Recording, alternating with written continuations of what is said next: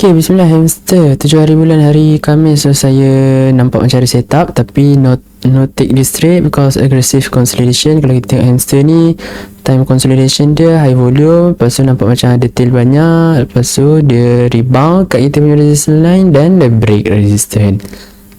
Okay, first analysis selepas kita tak trade di coin, tapi kita take as lesson lah. So kalau kita entry kat sini, mungkin hit kita punya stop loss lah. Tapi kalau kita ada nampak sebelum tu macam double top kat sini, mungkin kita boleh careful, dan lepas tu kita boleh exit awal. Tapi kalau dah exit kat sini ataupun tak perasan, kena kita punya stop loss pun tak jauh sangat.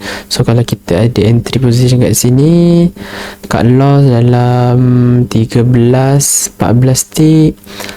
Kalau kita exit on double top ni kan, so kat sini kita nampak ada dua upper tail, kita boleh exit kat sini. So macam break even ataupun dekat strong candle 11%, ataupun biar kena hit 15%.